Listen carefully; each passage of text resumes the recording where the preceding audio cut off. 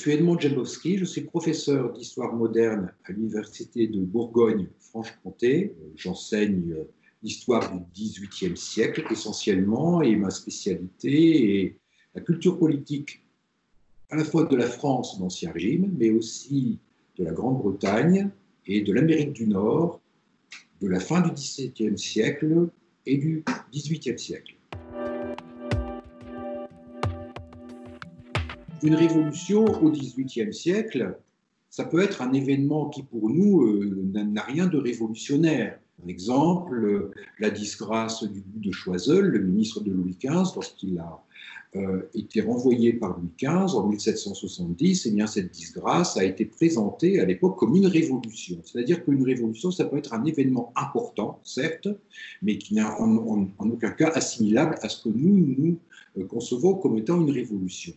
Il y a également, au XVIIIe siècle, eh bien, cette conception d'une révolution qu'on pourrait qualifier de restauratrice. C'est-à-dire que pour de nombreux contemporains, la révolution ne peut être qu'un retour à une sorte de case de départ, à une sorte de passé qui est souvent d'ailleurs idéalisé, une sorte d'âge d'or, si vous voulez.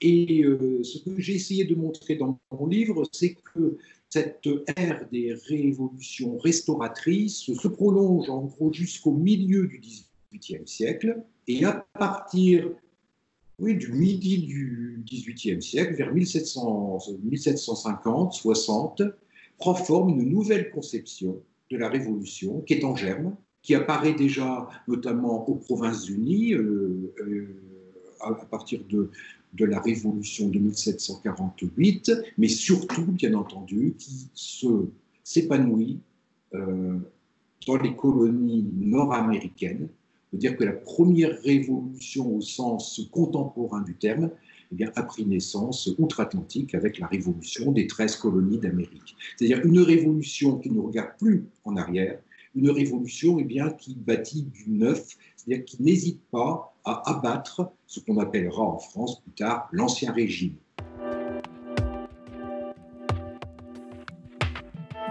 Pourquoi ai-je commencé d'ailleurs mon étude en 1660 et non pas, on pourrait l'imaginer, pourquoi n'ai-je pas commencé en 1640? Tout simplement parce qu'en 1640, où éclate la première révolution d'Angleterre, cette révolution d'Angleterre a produit la République d'Angleterre et qui ensuite a débouché sur ce qu'on appelle le protectorat de Cromwell. Cette expérience a été un échec, cette révolution a été un échec. Ce qui apparaît dès 1660 avec la restauration Stuart, c'est la mise en place de ce que j'ai appelé ce laboratoire politique anglais qui se développe bien avant le début effectif de la Révolution d'Angleterre de 1688. On peut dire que les années 1660-1688 sont décisives dans la mise en place de ce que sera ensuite cette Angleterre post-révolutionnaire. Et là, cette révolution de 1688, elle, est un succès. Elle a donné naissance à un système politique appelé à durer. D'ailleurs, il dure toujours aujourd'hui, car comme vous le savez, l'Angleterre n'a pas de constitution au sens que nous entendons, et finalement, le fonctionnement de la démocratie britannique aujourd'hui repose sur des bases qui sont celles de la glorieuse Révolution d'Angleterre.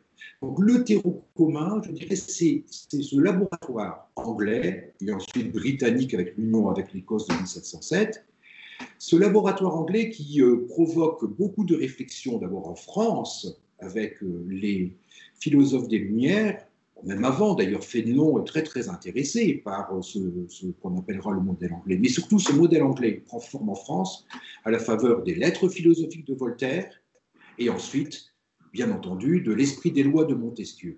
Voltaire et Montesquieu, quand ils le montraient, ils ont essayé de présenter aux Français une sorte de contre-modèle à la monarchie française, en idéalisant très largement la réalité anglaise. Ce que Voltaire nous montre n'est pas du tout la réalité institutionnelle de la vie politique britannique. Vous savez, c'est cette phrase très célèbre: le roi d'Angleterre a les mains liées pour faire le mal, il a toute liberté de faire le bien. c'est bien plus complexe dans la réalité. Et de même, Montesquieu, lorsqu'il nous présente la séparation des pouvoirs qui existerait de l'autre côté de la Manche, hein, sur les rives de la Tamise, Montesquieu n'est pas tout à fait exact, c'est le moins que l'on puisse dire, il n'y a pas de séparation des pouvoirs. Mais il n'empêche que Montesquieu plaide. Pour quoi il plaide? Eh bien, pour une monarchie française limitée par des corps intermédiaires. Et de ce fait, eh bien, la mise en exergue d'un modèle anglais qu'il présente comme parfait ou presque, eh bien, sert son propos. Et de là, eh bien, nous aboutissons, et c'est tout à fait intéressant de voir que la pensée de Montesquieu, finalement, eh bien, a eu un grand retentissement outre-Atlantique chez les révolutionnaires américains qui, lorsqu'ils ont élaboré la Constitution de 1787, se sont littéralement emparés de cette notion de la séparation des pouvoirs. Donc là, vous voyez, il y a ce fil rouge qui traverse cette époque, qui commence en 1660 et qui s'achève avec la Révolution française.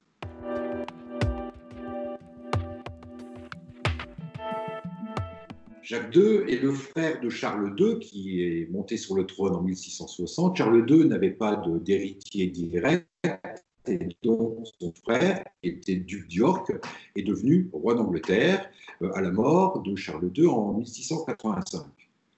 Jacques II a un gros défaut, c'est qu'il s'est converti au catholicisme dans un pays protestant, bien entendu, anglican, majoritairement anglican, farouchement intolérant, tant à l'égard des protestants non anglicans, ce qu'on appelle après la Restauration les dissidents ou les non-conformistes, mais surtout, bien entendu, très intolérant à l'égard des catholiques qui sont vus comme les suppôts du pape, qui sont toujours suspectés de comploter une sorte de restauration du catholicisme en Angleterre, ce qui est d'ailleurs de l'ordre du fantasme, car à l'époque de Charles II et de Jacques II, les catholiques en Angleterre aussi entre 1 et 2% de la population. Comment voulez-vous rétablir le catholicisme dans de telles circonstances? Mais il n'empêche que cette crainte, cette hantise du catholicisme a joué un rôle vraiment fondamental dans l'ébranlement de la Révolution de 1688. À ce premier travers, je dirais, de Jacques II s'ajoute un sens politique assez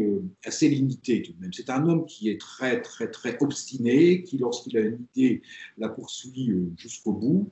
Et sa grave erreur, c'est d'avoir voulu mettre en place ce qu'il appelait une indulgence, une tolérance large au sein de son royaume. C'est-à-dire que ce qu'il souhaitait, Jacques II, ce n'était sûrement pas d'imposer le catholicisme comme religion d'État. Il savait très bien que c'était impossible, du moins dans l'immédiat. Ce qu'il souhaitait, en revanche, c'est que les anglicans, les non-anglicans protestants, les dissidents donc, et les catholiques jouissent des mêmes droits. Autant vous dire eh bien, que là, il a scié littéralement la branche sur laquelle il était bien assis au début de son règne, car ses principaux partisans, ceux qu'on appelle les Tories, le parti Tory qui est né au cours de cette époque de la Restauration, les Tories, qui sont les partisans de la prérogative royale, se trouvent de plus en plus gênés face à une politique qu'ils ne comprennent pas, car les Tories sont anglicans. C'est-à-dire qu'ils sont partagés entre, d'une part, leur fidélité au roi, tout à fait naturelle, mais d'autre part, eh bien, leur crainte de voir ce même souverain s'attaquer à ce qui, pour eux, est tout aussi important, c'est-à-dire l'anglicanisme. Et de ce fait, les mesures que prend Jacques II, notamment sa fameuse déclaration d'indulgence qu'il présente une première fois en 1687 et qu'il représente en 1688, en quelque sorte, eh bien, mettre le feu aux poudres. S'ajoute à cela la naissance d'un héritier au mois de juin 1688. Jacques II était marié à Marie-Béatrice de Modène, une princesse italienne donc catholique, et comme vous l'imaginez, eh bien, l'héritier est immédiatement baptisé dans la religion catholique. Alors là, ça transforme immédiatement, je dirais, la situation politique en Angleterre, car désormais les Anglais sont confrontés à la perspective non plus simplement d'un règne d'un roi catholique, mais d'un second règne, sans doute, à la mort de Jacques II. Et c'est ce qui précipite une partie de la classe politique anglaise dans les bras, je dirais, du gendre de Jacques II, le statutaire des Provinces-Unies, Guillaume d'Orange, qui, depuis un moment, eh bien, trépigne d'impatience car il souhaiterait entrer en guerre contre Louis XIV et surtout Louis XIV qui est son ennemi depuis l'invasion de la Hollande, et surtout engager l'Angleterre dans cette guerre.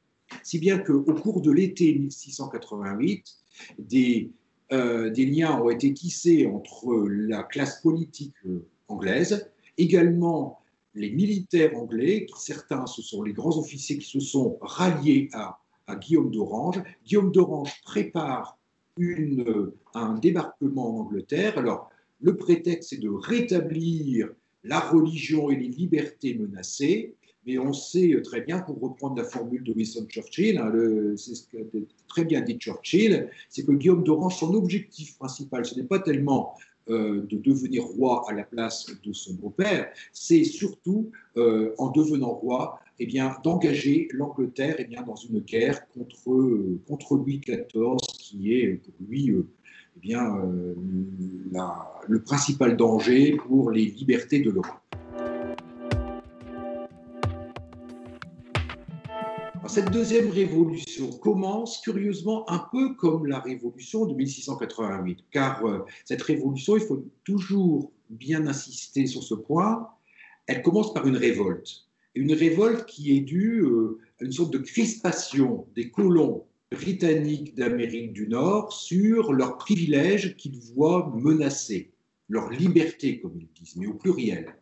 Quel privilège? Notamment le privilège fiscal. Il faut bien se souvenir que les colonies d'Amérique ont bénéficié de ce que Edmund Burke, l'homme politique britannique, a appelé une époque de négligence salutaire, une époque où la métropole ne s'est pas tellement intéressée de ces colonies, et notamment s'est efforcée de ne pas froisser ses colons, tout simplement parce qu'il y avait en face la menace française avec le Canada notamment. Et les colons d'Amérique du Nord n'ont jamais été taxés. Arrive la guerre de 7 ans qui a coûté très cher.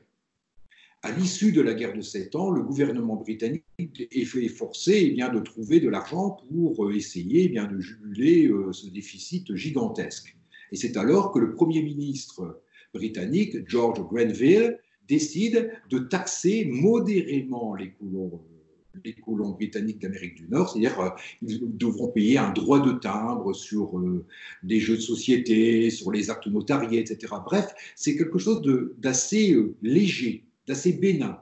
Or, la réaction, quelle est-elle? Immédiatement, lorsque la nouvelle se répand au cours du printemps 1765 dans les colonies, immédiatement, c'est la révolte contre une taxe qui est vue comme une taxe inique, c'est le terme qui est employé, et immédiatement, eh bien, cette révolte s'appuie également sur un raisonnement qui est, on pourrait dire, un caractère institutionnel, c'est-à-dire que les colons expliquent qu'ils n'ont pas à payer cette taxe, tout simplement parce qu'ils ne sont pas représentés au Parlement de Westminster.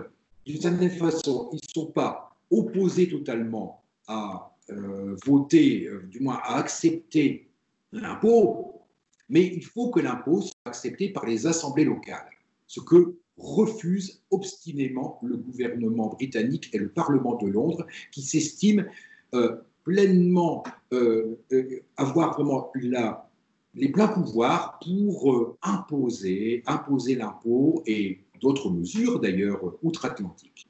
De là, le fossé qui s'élargit de plus en plus, un fossé qui s'élargit, qui mène à la violence, avec la partie de thé de Boston très connue de 1773, avec les actes votés par le Parlement pour punir Boston et le Massachusetts, avec le premier acte révolutionnaire qui a lieu à l'automne 1774, lorsque se réunit le Congrès continental, donc des délégués des 13 colonies à Philadelphie, alors que ce congrès n'a pas d'existence légale.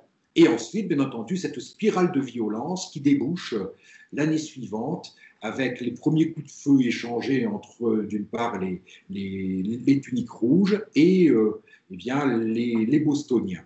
Et de là commence cette guerre qui n'est pas encore une guerre d'indépendance. C'est une guerre, on pourrait qualifier de guerre civile, mais progressivement, l'idée d'indépendance commence à germer, notamment chez certains membres du Congrès, le plus lucide est John Adams. Adams sait très bien que cette guerre, les Américains ne pourront pas la gagner s'ils n'ont pas d'alliés. Ça signifie donc qu'il faut que eh bien, les colonies deviennent un État souverain pour négocier avec une puissance étrangère, et on devine laquelle. Adams songe à la France, qui rêve d'une guerre de revanche après l'humiliation de la guerre de 7 ans. Et l'année 1776 est une année qui voit une accélération absolument extraordinaire. Au début de l'année, l'idée d'indépendance est encore très, très, très minoritaire. Et à la faveur notamment d'un pamphlet extrêmement brillant, hein, celui de Thomas Paine, Le sens commun, à la faveur également des événements qui se précipitent, progressivement, eh bien, dans les 13 colonies, on voit très bien les assemblées coloniales qui sont en train de légiférer, qui désobéissent totalement au gouverneur, elles se transforment en conventions, elles sont en train d'élaborer des constitutions. Bref, c'est comme si on avait 13 républiques qui sont en train de se créer. Et le Congrès également eh bien, est pris dans ce rythme, et la fin du printemps et le début de l'été 1776 est le moment décisif, avec d'une part le vote par la Convention de Virginie de la Déclaration des droits de Virginie, qui est un texte fondateur vraiment capital pour comprendre ensuite eh bien, la culture politique nord-américaine, et ensuite, bien entendu, la fameuse Déclaration d'indépendance des États-Unis d'Amérique, qui n'est pas simplement qu'une déclaration d'indépendance. Il y a dans le texte, dans le préambule notamment, eh bien, la reprise de la doctrine de Locke, notamment, mais radicalisée. C'est-à-dire que ce qui est dit, c'est que lorsque le contrat a été rompu entre le souverain et ses sujets, ceux-ci ont le droit de s'émanciper et surtout d'abolir la forme de gouvernement qui existait pour en bâtir une autre, pour en bâtir une toute nouvelle. C'est-à-dire que là, noir sur blanc, il est dit eh bien, que la révolution, désormais, la révolution n'est plus simplement une restauration, mais la révolution, désormais, eh bien, vise à bâtir quelque chose de neuf. C'est-à-dire que là, nous avons en germe le scénario de 1789 qui commence à apparaître.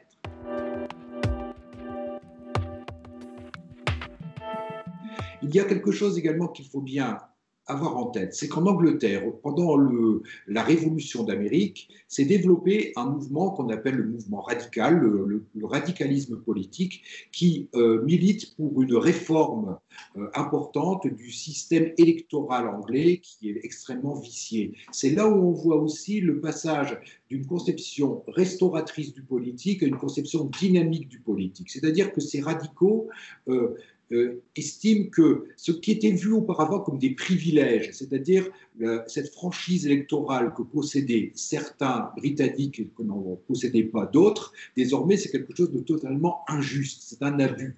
Et un peu comme outre-Atlantique, l'idée radicale eh bien, progresse très rapidement, puisque en l'espace de quelques années, on aboutit aux premières revendications allant vers le suffrage universel masculin. C'est notamment le major Cartwright qui, pour la première fois, eh bien, préconise l'instauration d'un suffrage universel masculin en 1776, l'année de la déclaration d'indépendance. Alors, ce qui est intéressant de voir, c'est que ce mouvement radical a des liens, bien entendu, extrêmement étroits avec les préoccupations de certains réformateurs français, hein, qu'ils soient d'ailleurs des réformateurs au sein de la sphère ministérielle, mais aussi eh bien, ces futurs révolutionnaires eh bien, qui estiment eh bien, que les privilèges, désormais, eh bien, ce sont des abus. Alors, un bel exemple justement de ces réformateurs de la sphère ministérielle, c'est Calonne, bien entendu, le contrôleur général des finances.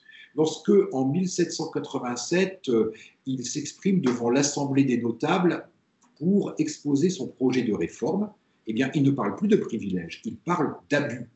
Nous sommes là, vous voyez, confrontés à ce rythme synchrone qui anime la vie politique britannique et la vie politique française. Alors, il y a bien entendu maintenant l'ombre portée par la Révolution d'Amérique, et autant vous dire qu'elle est très importante. La Révolution d'Amérique a profondément marqué les Français, alors ça on le sait bien entendu, il y a eu cette popularité de cette guerre d'Amérique, certes, mais il y a aussi une sorte de contamination idéologique, si vous voulez. Et l'un des plus bels exemples de cette influence de la Révolution américaine sur la pensée française, c'est Diderot, qui, dans l'histoire des deux Indes, ce best-seller des Lumières aujourd'hui totalement oublié, il faut bien voir que l'histoire des deux Indes de l'abbé Raynal s'est beaucoup vendue, et dans l'édition de 1780, fait l'éloge de la Révolution américaine, et surtout, eh bien, dans des phrases extrêmement tranchantes, estime eh bien, que tout régime politique eh bien, est appelé un jour ou l'autre à disparaître, car il serait totalement insensé eh bien, de léguer à nos enfants, comme il le dit, à nos petits-enfants, à nos arrière-petits-enfants, un système politique qui s'avère totalement abusif. Et c'est l'exemple américain qui est vraiment très présent, vous voyez, dans cette réflexion de Diderot. Il n'y a pas, je dirais, une influence directe des Lumières sur la Révolution française. Par contre, il y a eu certains philosophes français, et ils ne sont pas très nombreux, mais quelqu'un comme Diderot nous montre bien qu'à la fin de sa vie, il a été marqué, lui, par la Révolution américaine. Et quelque part, on peut parler d'une sorte d'acculturation révolutionnaire qui s'est produite avec la Révolution américaine. Et en ce sens, il est certain que les futurs révolutionnaires français eh bien, le montrent très très bien. Ils sont très tôt marqués par cette révolution américaine. Quelqu'un comme Brissot, le futur chef de file, bien entendu, ce qu'on appelle les Girondins, peut-être à tort. Brissot, lorsqu'il est témoin de la révolution de Genève, qui date de 1782, écrit l'année suivante un pamphlet qu'il intitule « Le Philadelphien à Genève ». Et où il insiste beaucoup sur les rapports entre ce monde nouveau qui est en train de naître outre-Atlantique avec cette vieille Europe qui peut-être va changer. Donc il y a, dans les premiers temps de la Révolution française, l'influence anglaise et l'influence américaine est vraiment très puissante. Par contre, progressivement, eh bien, et dès la réunion des États généraux, on voit ces députés progressivement s'émanciper, je dirais, de ce modèle. Et il y a la troisième voie, d'une certaine façon, qui notamment est présentée explicitement par Sieyès, qui refuse obstinément eh bien, de suivre la voie anglaise, qu'il juge totalement dépassée, et également nord-américaine. Et notamment, on voit apparaître là la voie française, notamment qui est fondée sur ce concept rousseauiste de la volonté générale, qui est quelque chose que l'on ne trouve ni en Angleterre, ni aux États-Unis. Et c'est la raison pour laquelle, dans les dernières pages de mon livre, j'essaye de montrer que la Révolution de France, qui était l'un des épisodes révolutionnaires consécutifs à la Révolution d'Amérique, comme il y a eu la Révolution de Genève, comme il y a eu la Révolution des Provinces-Unies, comme il y a eu la Révolution brabançonne, la Révolution de France eh bien, se transforme à la fin du printemps 1789 en ce qu'on appellera la Révolution française, avec véritablement ses caractéristiques propres.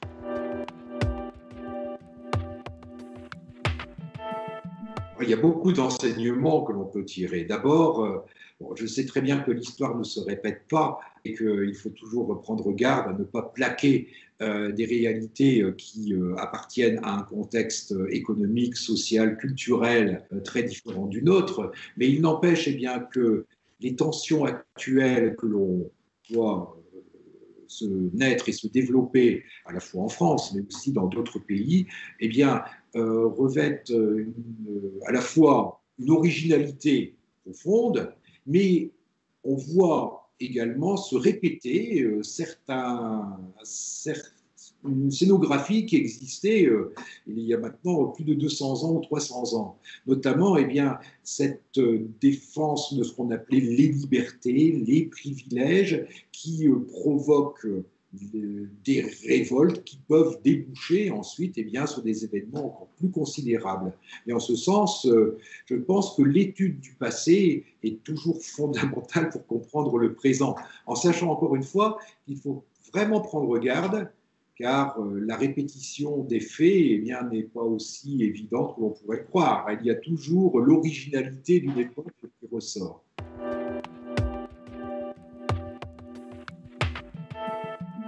l'une des originalités de mon travail par rapport au précédent, c'est que j'ai insisté encore davantage sur l'histoire des idées, qui est une thématique que j'ai toujours développée, mais qui se trouve vraiment au centre de cette recherche. Et enfin, le dernier élément me semble être l'ère géographique, c'est-à-dire qu'on a parlé dans notre entretien de l'Angleterre, des colonies d'Amérique, de la France, mais ce que j'ai essayé de montrer également, c'est que les phénomènes que je décris eh bien, se retrouvent également dans d'autres parties de l'Europe. C'est-à-dire que j'ai essayé de donner une dimension qui ne soit pas uniquement anglo-américaine et française, mais d'englober ce siècle des révolutions véritablement dans un ensemble européen. Je ne sais pas si je l'ai réussi, mais en tout cas, ça a été l'une de mes ambitions.